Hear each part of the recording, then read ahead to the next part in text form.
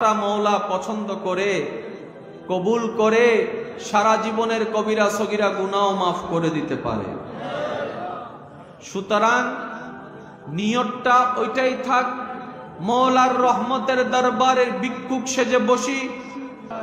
সর্বপ্রথম আমরা সকলে মিলে ওই রহমানের রহমতের দরবারে অন্তরের মোহাব্বতের আওয়াজটুকু মিশ্রিত করে একবার শুকরিয়া আদা করার চেষ্টা করব, যে রহমান রহিম রহমত করে আমাদের মতো অযোগ্য বান্দাদেরকে আজকের মাহফিলে বসার সৌভাগ্যটুকু করে দেওয়ার মাধ্যমে সুবহানাল্লাহ আলহামদুলিল্লাহ জিকিরগুলা করে করে নিজেদের নেকির পাল্লা ভারী করার সুযোগ দান করেছেন। ওই আল্লাহর দরবারে ঈমানি কণ্ঠে শুকরিয়া আদায় করে উচ্চস্বরে সবাই বলি আলহামদুলিল্লাহ। তর্ক বিতর্কের নাম ইসলাম নয়, মোহাব্বতের নাম ইসলাম। ধাক্কা ধাক্কি গুতাগুতি ঠেলাঠেলির নাম ইসলাম নয়, কোলাকুলির নাম ইসলাম। আমরা যে ইসলাম মানি সেই ইসলাম আমাদেরকে মোহাব্বত শিখায়।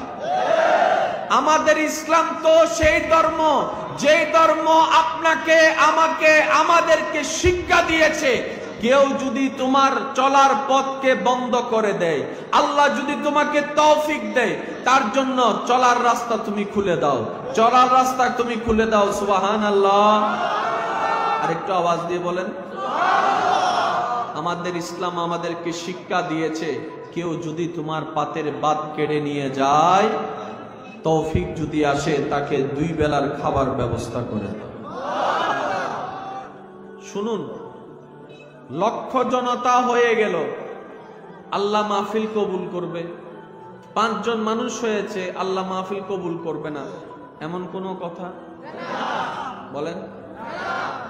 আপনি নামাজ পড়েন কাকে কবুল করানোর জন্য? ভাই যুবক ভাইরা তো আওয়াজ দিয়ে বলেন।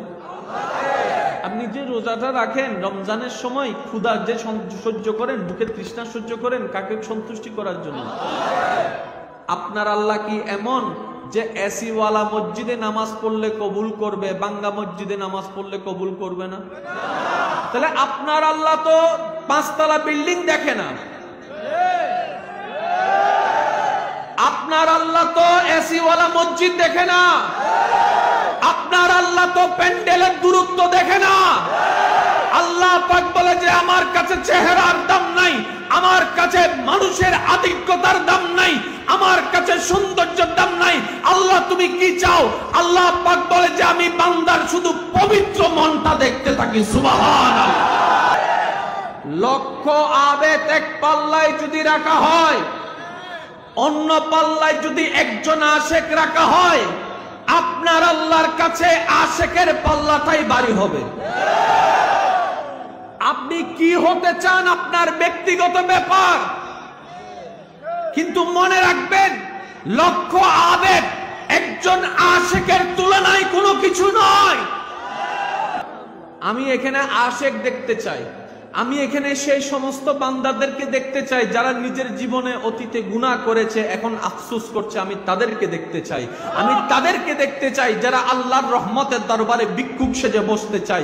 আমি তাদেরকে দেখতে চাই যারা হাসরের সেই বেসাহারা মুহূর্তে রাহমাতুল লিল আলামিন নবীর সুপারিশের আশা করে। আমি তাদেরকে দেখতে চাই, আমি তাদেরকে দেখতে চাই, আমি তাদেরকে দেখতে চাই, আমি তাদেরকে দেখতে চাই যাদের অন্ধকার কবরে জগৎবাসী আত্মীয় স্বজন যাদেরকে অন্ধকার কবর করে মাটির নিচে চাপা দেওয়ার পরে যারা নিজের কবরকে অন্ধকার দেখতে চাই না, নূর দিয়ে আলোকিত দেখতে চাই, আমি তাদেরকে দেখতে চাই। সফলতা চান না ব্যর্থতা চান? আপনি আমি সফলতা বলতে কি বুঝি? গোল্ডেন এ প্লাস পেয়েছে সফল, গোল্ডেন এ প্লাস পেয়েছে সফল, এ- পেয়েছে ব্যর্থ, চাকরি পেয়েছে সফল, চাকরি পাই নাই ব্যর্থ, এটাই আমাদের মাথায় বসা।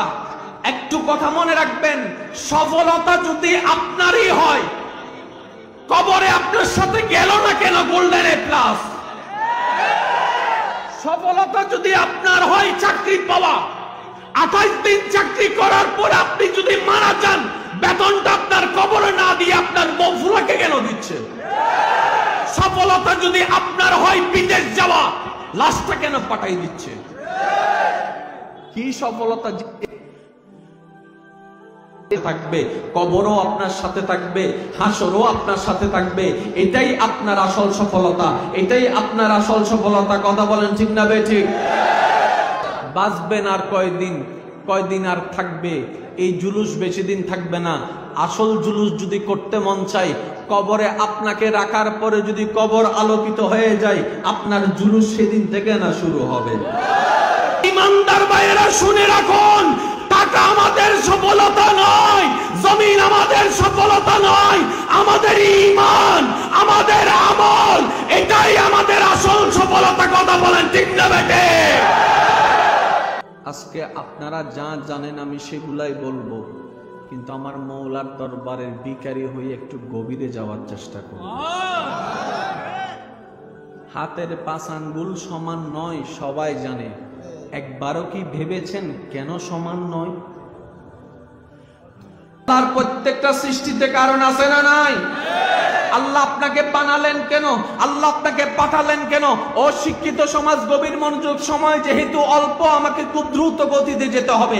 আপনি জানেন কিছু সন্তান মায়ের পেটে নষ্ট হয়ে যায়, আপনি জানেন কিছু সন্তান জন্মের আগে মারা যায়, আপনি জানেন কিছু সন্তান ডেলিভারির পরে মারা যায়, আপনি জেনেছেন, আপনি শুনেছেন 2 বছরে মারা গিয়েছে, 5 বছরে মারা গিয়েছে।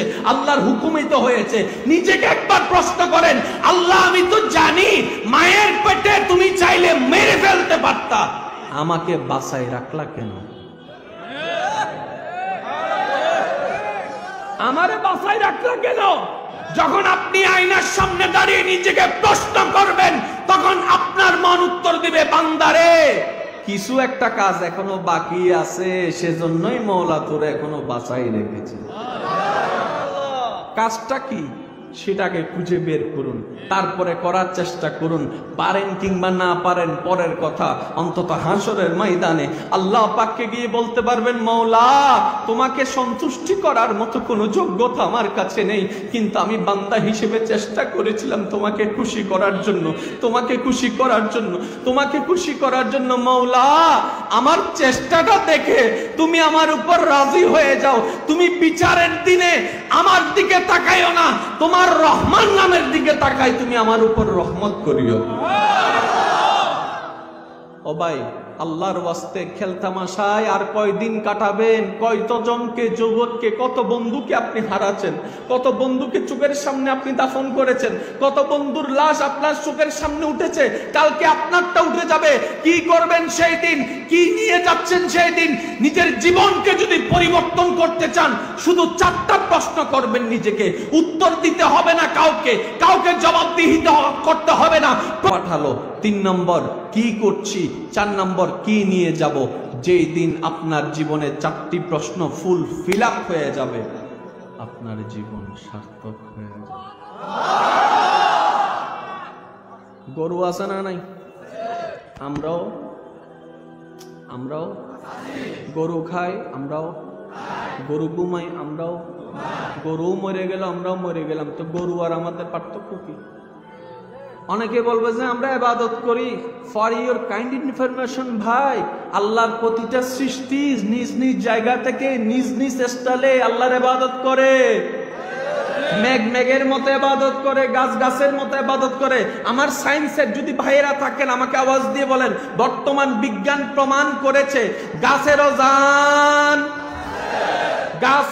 গাছেরও জান, গাছেও খাওয়া দাওয়া, গাছেও আল্লাহর জিকির করে। তাহলে বাদ দিয়ে দেন মাথার থেকে চিন্তা, গোল্ডেন এ প্লাসের দরকার নেই। বাদ দিয়ে দেন মাথার থেকে চিন্তা, চাকরি পাওয়ার দরকার নেই। মওলা দয়া করে যেটা দিবে সেটাই যথেষ্ট। আপনি চাকরি নিয়ে ভাবছেন তাই আপনার টেনশন, আপনি ব্যবসা নিয়ে ভাবছেন তাই আপনার টেনশন। বলেন তো টেনশন করে এ পর্যন্ত কারো কোনো লাভ হয়েছে? কেন আপনি চিন্তা করছেন? আপনি তো সেই আল্লাহর বান্দা যিনি আপনাকে মায়ের পেটে পানির ভিতরে থাকা অবস্থায় খাওয়াইছেন, যত্ন নিয়েছেন। আপনার কেন এত টেনশন? এসব কথা কই না কা? আপনার আমার কোন টেনশনের দরকার আছে? এখন একটু খেয়াল করুন, এই কোরআন ছাড়া হেদায়েত পাওয়া সম্ভব, কিন্তু বাস্তবতা কি? এই কোরআন দিয়ে কেউ হেদায়েত পায়, এই কোরআন দিয়ে কেউ হেদায়েত পায় না। এই কোরআন কাউকে জান্নাত পর্যন্ত নিয়ে যায়, এই কোরআন কাউকে জাহান্নাম পর্যন্ত নিয়ে যায়। তো পার্থক্যটা কোথায়? পার্থক্যটা হচ্ছে রিসিপশন করার মধ্যে, ঠিক না? এখন বলেন, কোরআনের যেটা সবচেয়ে বড় সূরা, সেই সূরার নাম কি? সূরা বাকারা মানে কি? এখন কোন কিতাব এটা? গরুর লাইগা? কথা কয় না কা? এই কিতাবটা কি ছাগলের জন্য? ও আল্লাহ, কিতাব তো মানুষের জন্য, গরুর নাম কে দিলা? এখন বলেন, সর্বশেষ সূরার নাম কি? নাস মানি? নাস মানি তার মানে গরু দিয়া শুরু, মানুষ দিয়া শেষ। মওলা তুমি কি বুঝাইতে চাও? কই এটা এমন একটি কিতাব, এমন একটি নূর, তুমি অমানুষ হইয়া পশু হইয়া পড়া শুরু করবা। নূর যদি তুমি নেওয়ার মতো নিতে পারো, মানুষের মতো মানুষ হইয়া তুমি বের হয়ে যাবা। এই কোরআনে নাই বলতে কোনো কিছু নাই, সবকিছু কোরআনে আছে, সবকিছু কোরআনে আছে, সবকিছু কোরআনে আছে। আর সেই কোরআনটা আপনি আমি খুলি শুধু একটাই কারণ, একটা হচ্ছে সওয়াব কামানোর জন্য, এছাড়া আর কোনো কারণ নাই। আর বিদুর্মীরা যখন কোরআন খুলে, সেই কোরআন দিয়ে তারা মহাকাশ অভিযান শুরু করে দেয়। এই কোরআন দিয়ে সূরা নজম তেলাওয়াত করে করে তারা সৌরজগৎ নিয়ে গবেষণা শুরু করে দেয়। আপনি যখন লঞ্চে করে যাবেন, দেখবেন পদ্মার পানি একরকম, মেঘনার পানি একরকম। বড় অবাককর বিষয়, এই পানিটার মধ্যে যদি আমি এক ফোঁটা কালো রং ঢেলে দিই, সাদাটা কালো হয়ে যাবে, লাল ঢেলে দিলে লাল হয়ে যাবে। তার মানে কি? পানির চরিত্র হচ্ছে মিশে যাওয়া, পানির চরিত্র হচ্ছে মিশে যাওয়া, পানির চরিত্র মিশে যাওয়া। বড় তাজ্জুবের বিষয়, বড় অবাককর বিষয়। পদ্মার পানি মেঘনাকে ধাক্কা দেয়, মেঘনার পানি পদ্মাকে ধাক্কা দেয়। বড় অবাককর বিষয়, গোলাটা পরিষ্কার হয় না, পরিষ্কারটা গোলা হয় না। বড় ভাবতে লাগলাম, হুজুরে মুকাররম আপনার এলাকার খতিব ওয়াইজের মধ্যে বলেছে কোরআন এমন একটি কিতাব, যে কিতাবে সমস্ত কিছুর তথ্য মওজুদ আছে, এটা হচ্ছে কোরআন। আমি হুজুরকে প্রশ্ন করলাম, হুজুর পদ্মা দেখলাম একরকম, মেঘনা দেখলাম একরকম, এটার কোন তথ্য কোরআনে আছে? হুজুর মুস্কি হেসে বলে আছে আছে আছে আছে আছে আছে আছে আছে। হুজুর কি বলেন? পদ্মা মেঘনার কথা কোরআনের মধ্যে আছে। হুজুর মুস্কি হেসে বলে মারাজাল বাহরাই। আপনার কাছে সেই কোরআন আছে যেটার মধ্যে পদ্মা মেঘনার নিউজও আছে না? সুবহানাল্লাহ ঘরে যাইয়া বললেন, সুবহানাল্লাহ বললে তো মামলা দিবে। একটু শুনেন, আমরা এখন বসে কিও, আচ্ছা থাক থাক থাক থাক থাক। আমরা এখন কিসের উপরে? সমস্ত মানুষ কিসের উপর? আমার শিক্ষিত ভাই যারা আছেন, আমরা কি শোনার জন্য এসেছি নাকি শিকার জন্য এসেছি? শোনার জন্য যদি বলেন তাহলে মোকাররম বাড়িকে বাদ দেন। আমি শোনানোর পাবলিক না, আমি দয়া নেওয়ার পাবলিক। একটু খেয়াল করবেন, 10 তলা বিল্ডিং যদি করতে চান, ফাউন্ডেশন শক্ত করেন।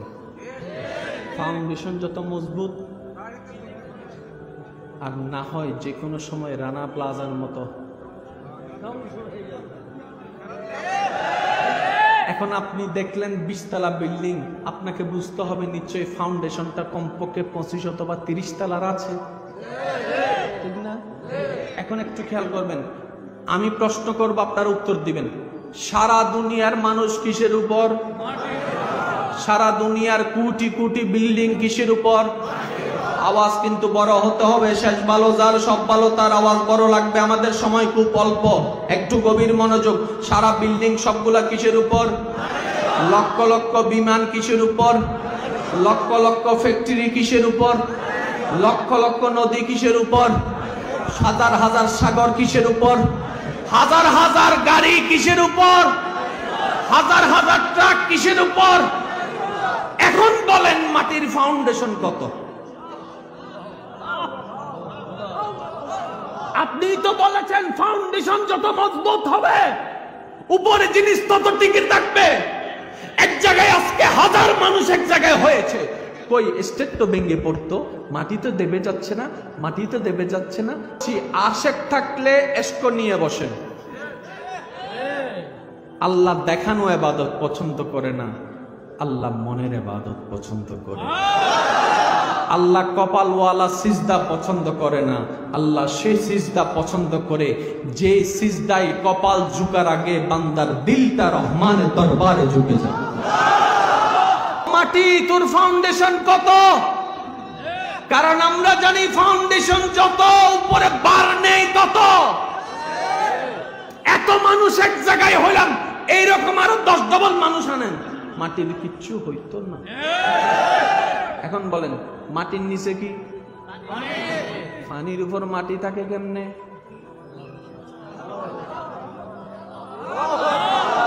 আরো জোরে জোরে জোরে জোরে। বাস্তবতায় বলে পানির উপরে মাটি থাকতে পারে। আর যেখানে আপনার ফাউন্ডেশন হবে দুর্বল, সেখানে যে কোনো মুহূর্তে ভেঙে যাওয়া অসম্ভব কোনো কিছু। বড় অবাককর হয়ে গেল, 1 কোটি মানুষ এক জায়গায় মাটির উপরে, মাটি তো 10-এ যাওয়া দূরের কথা, বাঁকা পর্যন্ত হলো না, বাঁকা পর্যন্ত হলো না। এইদিকে ভূমিকম্প চলে আসলো, ভূমিকম্পর সেই কম্পন হয়ে গেল। বড় অবাককর বিষয়, 10 তলা বিল্ডিং দইসা পড়ছে, মাটি দইসা পড়ে নাই। এইবার প্রশ্ন করেন মাটির ফাউন্ডেশন কত? আল্লাহ আপনাকে এই জন্যই বানিয়েছেন। আল্লাহ পাক বলে, ও বান্দা তোকে আমি বানিয়েছি, এই বানিয়েছি তোকে একটা কারণে বানিয়েছি বান্দা। ইবাদতের যদি দরকার হতো নিষ্পাপ ফেরেশতারা আগে থেকেই ছিল। তোদের ইবাদত আমার দরকার নাই। বান্দার ইবাদতে আল্লাহর ক্ষমতা বাড়েও না, বান্দা ইবাদত না করলে আল্লাহর ক্ষমতা কমেও না। আল্লাহ পাক বলে, বান্দা ওয়ামা খালাকতুল জিন্না ওয়াল ইনসা ইল্লা লিয়াবুদুন। কোরআনের আয়াত তাফসীরের মধ্যে এসেছে ওয়ামা খালাকতুল জিন্না ওয়াল ইনসা ইল্লা লিয়াবুদুন আই লিয়ারিফুন। আল্লাহ পাক বলে, আমি শুধু মানব জাতি বানিয়েছি আমাকে চেনার জন্য, আমি আল্লাহকে জানার জন্য। এক কথায় আমি আল্লাহ গোপন রয়ে গেলাম, আমাকে খুঁজে বের করার জন্য মানব বানিয়েছি। ভাই দেখো, প্রতিটি কিছুর একটি সীমা রেখা আছে। তোমার হাত কতটুকু প্রেসার সহ্য করতে পারবে, ওই প্রেসার পর্যন্ত থাকলে তুমি ভার অনুভব করবা, ভার অনুভব করবা। যখন সেই লিমিটটা পার হয়ে যাবে তখন তুমি ব্যথা অনুভব করবা, ব্যথা অনুভব করবা, ব্যথা অনুভব করবা। কথা বলেন ঠিক না বেঠিক? এখন আপনার শরীরের ওজন কত? 80 কেজি। আমারটা কই নেই কিন্তু। কত কেজি? 80 কেজি। এখন বলেন আপনার মাথার ভারটা কোথায় গেছে? কাঁধের ভারটা কোথায় গেছে? কোমরের ভারটা কোথায় গেছে? হাঁটুর ভারটা কোথায় গেছে? 80 কেজিওয়ালা একটা শরীরকে পায়ের মধ্যে যে বার করে আপনি হাঁটছেন, দৌড়াচ্ছেন, এই পর্যন্ত কোনোদিন আপনার পায়ের গোটালিতে ব্যথা লাগছে?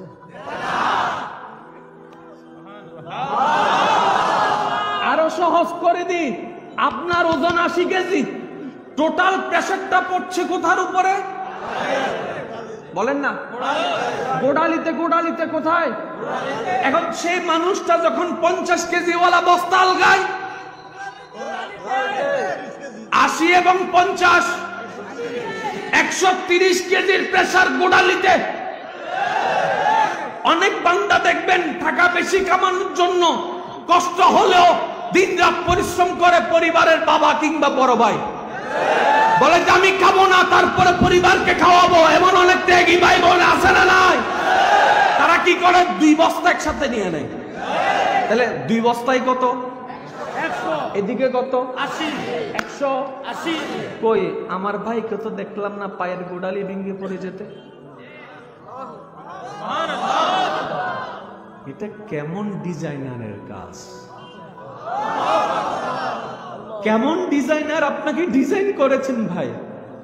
শুনুন শুনুন শুনুন, কেন বলছি এই কথা?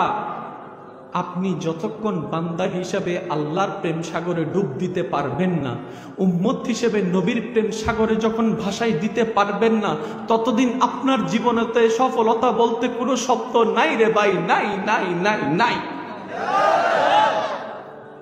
আল্লাহর ওয়াস্তে একটু অতীত যা গিয়েছে গিয়েছে, বাদ দেন। আজকে থেকে একটু প্রেমিক হওয়ার চেষ্টা করেন। আমি শুধু বুঝাতে চাচ্ছি আপনি কোন স্রষ্টার বান্দা, কে আপনাকে কিভাবে সৃষ্টি করেছে, কিভাবে, কত রহস্য আপনার ভিতরে আছে। এটা কান নয়, এটা লতি।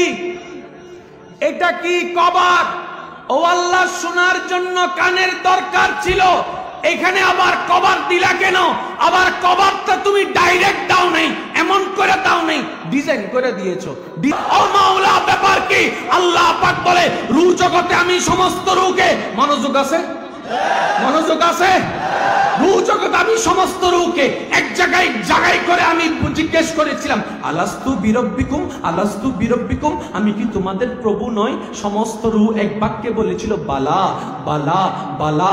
হ্যাঁ, তুমি আমাদের সৃষ্টিকর্তা, হ্যাঁ তুমি আমাদের প্রভু, হ্যাঁ তুমি আমাদের আল্লাহ। আল্লাহ পাক বলে, আনা আলিমুল গায়ব, আমি সবকিছুই জানি। পৃথিবীর বুকে যাওয়ার পরে বিভিন্ন পরিবেশের সম্মুখীন হয়ে মা বাবার তালায় পড়ে অনেক বান্দা এমন হবে, আমি আল্লাহ যে সৃষ্টিকর্তা সেটা মানতে চাইবে না, মানতে চাইবে না, মানতে চাইবে না।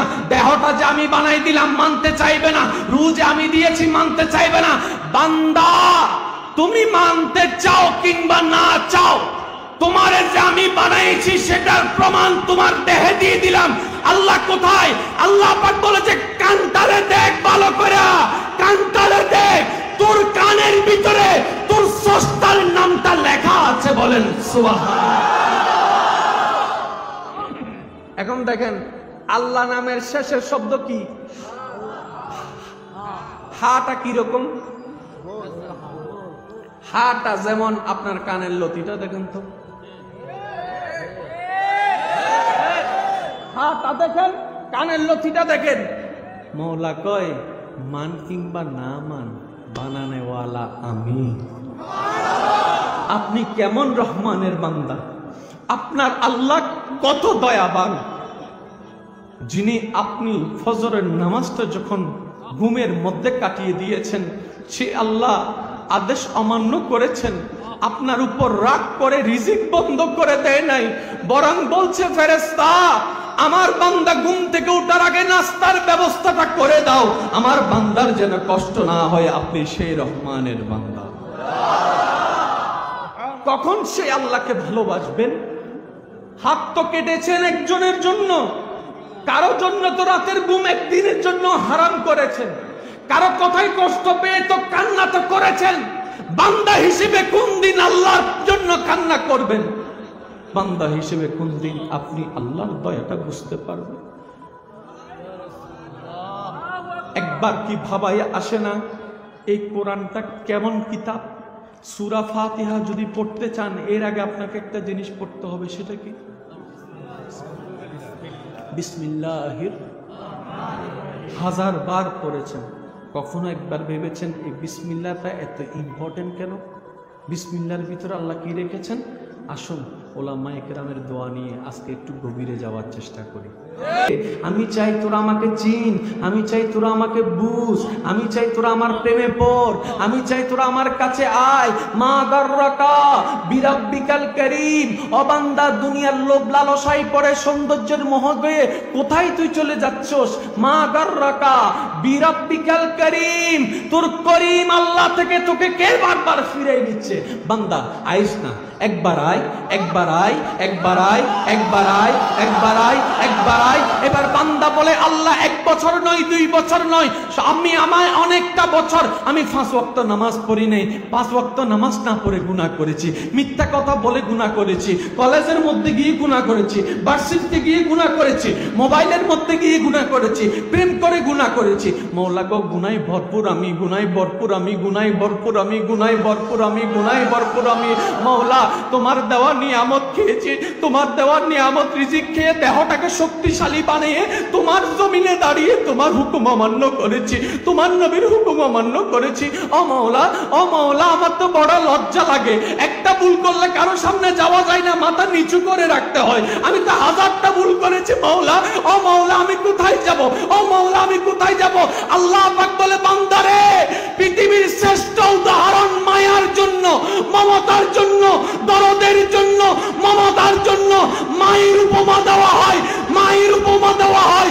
ও বান্দা তুই শোন, তুই শোন, কখনো যদি দেখিস তোর মায়ের দরজা তোর জন্য বন্ধ হয়ে যায়, তখন তুই এতটুকু বিশ্বাস রাখবি তোর রহমানের দরজা তোর জন্য খোলা আছে। আমি আমার আল্লাহর কথা বলছি না, আমি আমাদের আল্লাহর কথা বলছি। কাল না হয় পরশু যে আল্লাহর সামনে আপনাকে দাঁড়াতে হবে, আমি সেই আল্লাহর কথা বলছি। স্রষ্টাকে আল্লাহ সবাই জানি, রিজিক দাতা আল্লাহ সবাই জানি। জানলে তো প্রেম শুরু করতাম, প্রেমে পড়লাম না কেন? আফসোস আমাদের, ভালোবাসি কাউকে, কোন ছেলেকে কিংবা মেয়েকে সুখে থাকার আশায় ভালোবেসেছিলাম। 3টা মাস যেতে পারে নাই, রাতের ঘুম আমাকে নষ্ট করে দিয়েছে। শান্তিতে কথা বলার আশায় প্রেম শুরু করেছিলাম, এখন ঝগড়ার পর ঝগড়া হচ্ছে। হাসি খুশি থাকার জন্য প্রেমে পড়েছিলাম, রাতের ঘুম হারাম হয়ে যাচ্ছে। মানুষ প্রেম করে সুখে থাকার আশায়, বাস্তবতা হচ্ছে সুখের আশায় করলেও সবাই দুঃখের সাগরে ডুবে আছে, দুঃখের সাগরে ডুবে আছে। প্রেম যদি করতে মন চায়, 2টা জায়গায় প্রেম করেন। যেখানে প্রেম করলে আপনি কখনো সেকা খাবেন না, যেখানে প্রেম করলে কোনোদিন আপনি প্রতারিত হবেন না। আপনি স্মরণ না করলেও যারা আপনাকে স্মরণ করে, কে কে কে করে বান্দা হিসাবে আল্লাহর সাথে প্রেম করো, উম্মত হিসাবে নবীর সাথে প্রেম করো। সেকা দিবে না আপনাকে, ভুলে যাবে না আপনাকে। কবরে যেখানে বলবে যে সবাই যা, নবী মুস্তাফা কইব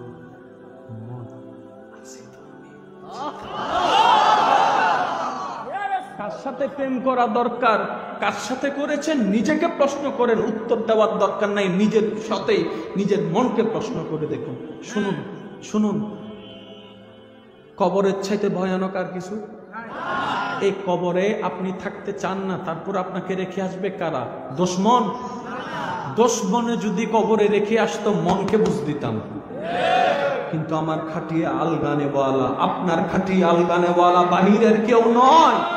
একটু খাটিয়া থেকে কল্পনার জগতে নিচে দেখেন না, সব আপনার পরিচিত মুখরাই।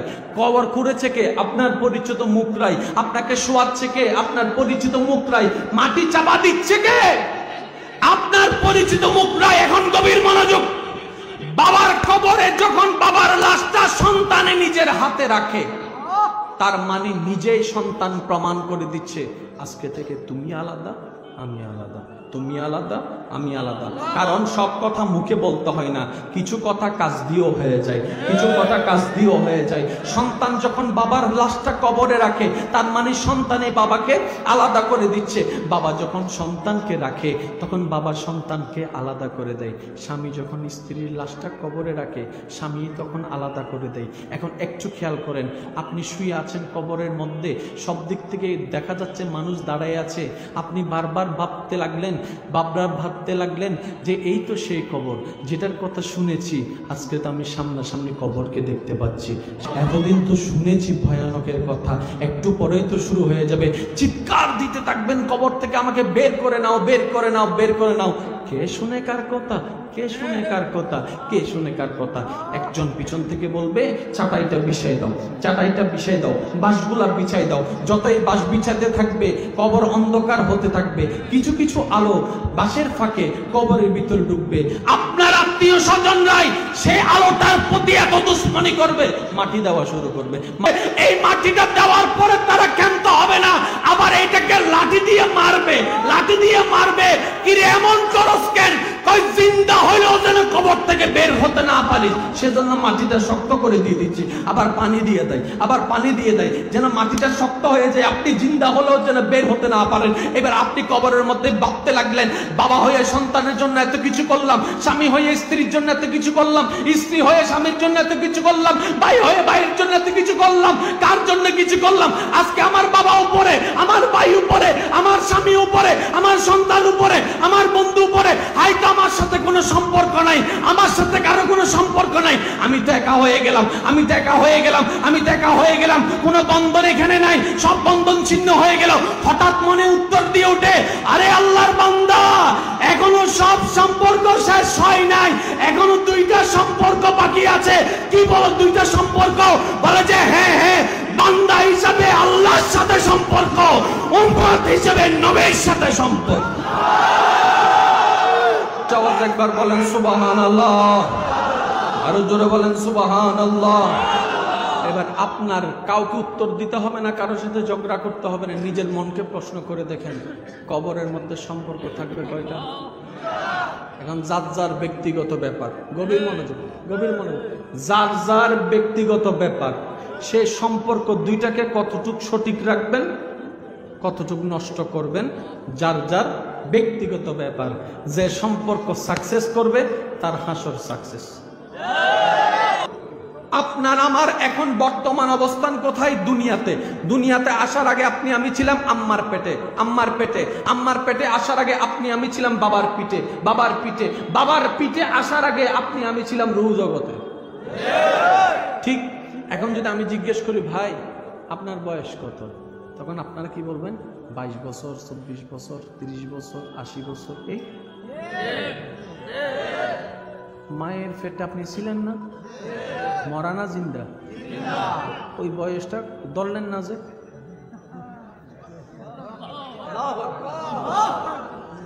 কারণ মনে রাখবেন, আপনি আমি বয়স জিজ্ঞেস করলে যেটা বলি সেটা আসলে আমাদের বয়স নয়, এটা আমাদের জন্মের বয়স। কারণ মায়ের পেটের হিসাব আপনি করেন নাই, বাবার পিঠে কতদিন ছিলেন করেন নাই, রূহ জগতে কয় বছর ছিলেন করেন নাই। এখন বলেন আপনার বয়স কত?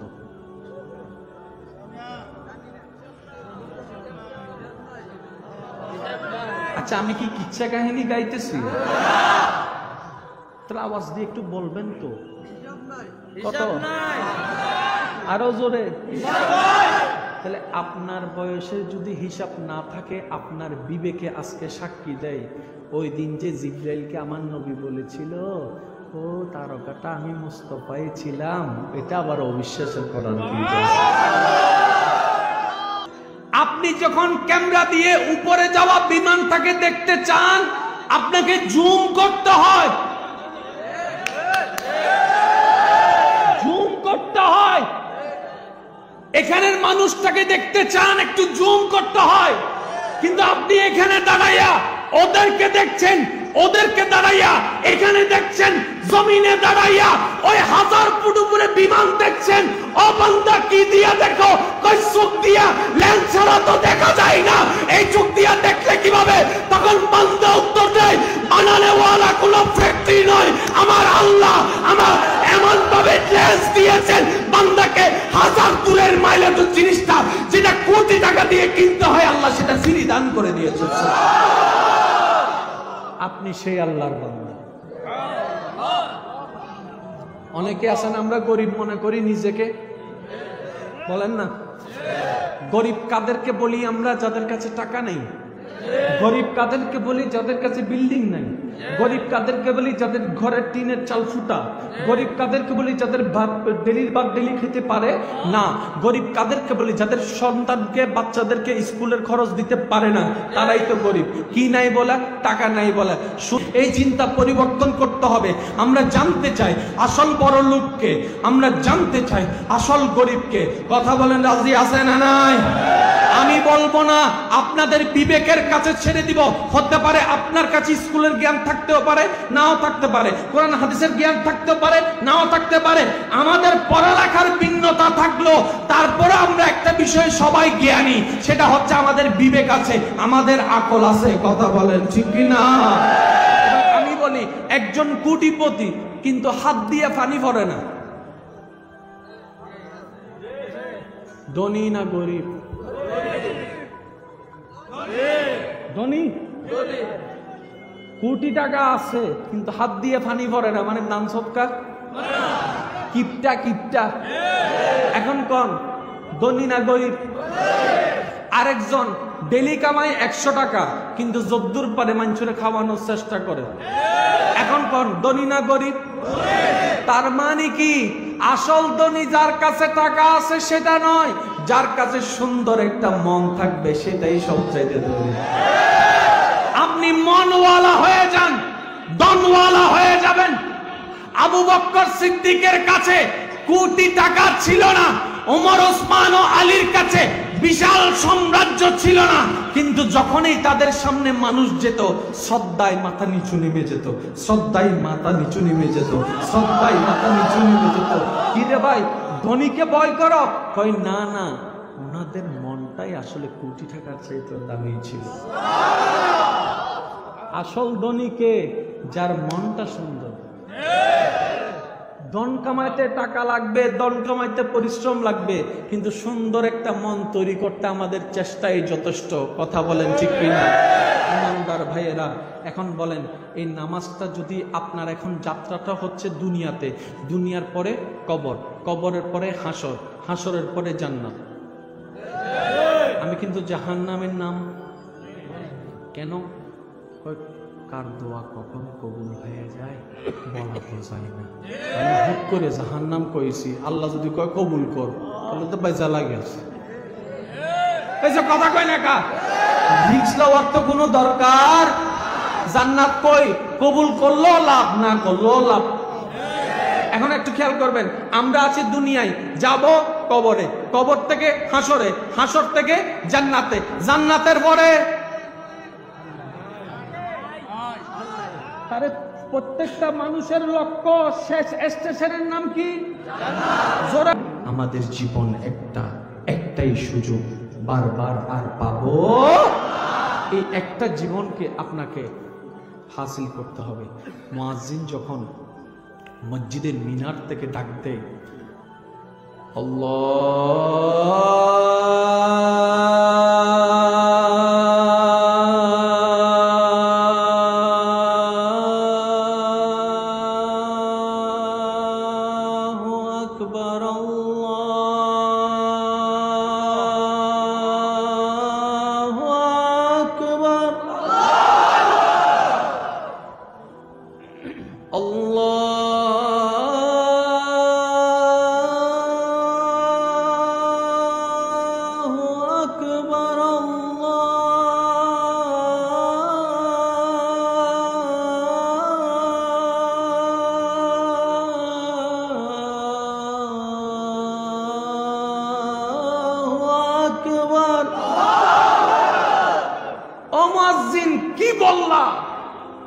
শুনুন, নামাজ জান্নাতের চাবি।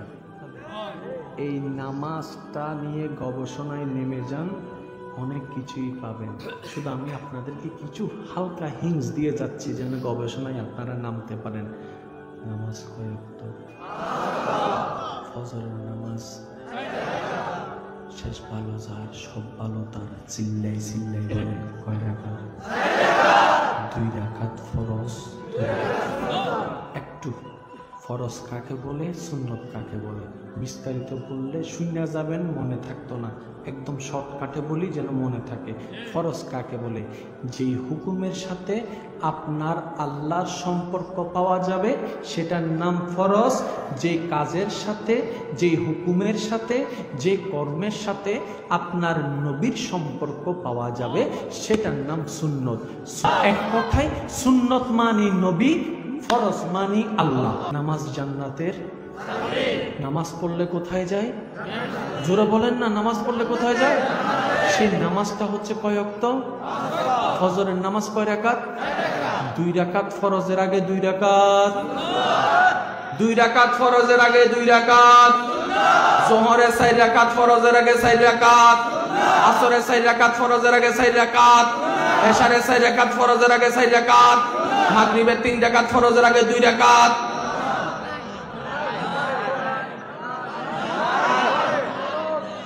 ও নামাজি ভাই, নামাজ তো পড়িলা 1000 বছর, বাপনার ঘরে প্রশ্ন কি কখনো করেছো?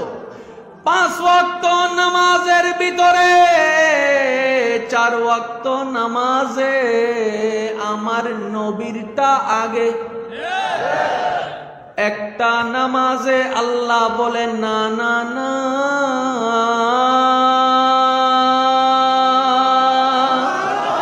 আমার নবীকে রাখবো না, আমি আল্লাহর ফরজটাই থাকবে।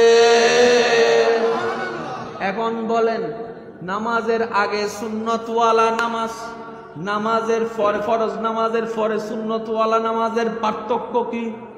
বাইবা তো দেখি নাই। আরো সহজ করি, ফজরের নামাজ জোর না বেজোর? ফরজ নামাজ বলেন না। যোহরের নামাজ, আসরের নামাজ, এশারের নামাজ, মাগরিবের নামাজ।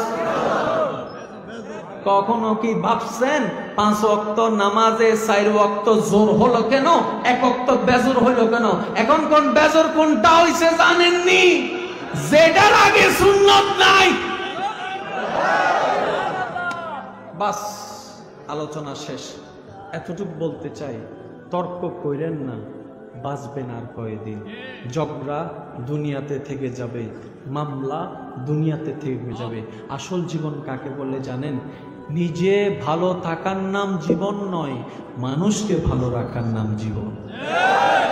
আপনি যদি আপনার মৃত্যুর সংবাদটা কারো জন্য শুভ সংবাদ হয়ে যায়, আপনার জীবন ব্যর্থ হয়ে যাবে। এমন ভাবে একটা মৃত্যু আল্লাহর কাছে চান যেন আপনার জবানে হাসি থাকে, মুখের মধ্যে কালিমা থাকে। আপনার মৃত্যুটা দেখে যেন বিদর্মীয় বলতে পারে একজন মুসলমান মারা গিয়েছে। অন্যকে ক্ষতি করে লাভ নাই। শুনেন, কোটি টাকা কামাইয়া যদি রাতে ঘরের মধ্যে শান্তিতে ঘুমাইতে না পারেন, সেই কোটি টাকার দরকার কি? কোটি টাকার দরকার কি? শান্তি সবাই খুঁজে, পাই না কেন? শুনেন, সুখ পাই না, শান্তি পাই না, অনেকদিন বলেছেন, অনেকভাবে খুঁজেছেন, অনেকভাবে চেয়েছেন, পান নাই।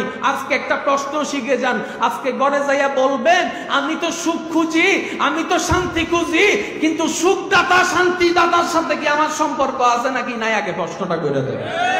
আল্লাহ আমাদের সবাইকে কবুল করুক, আজকে এই মাহফিলকে কবুল করুক। আল্লাহ পাক এই মাহফিলকে আগামী বছর আরো সুন্দরভাবে আয়োজন করার তৌফিক দান করুক।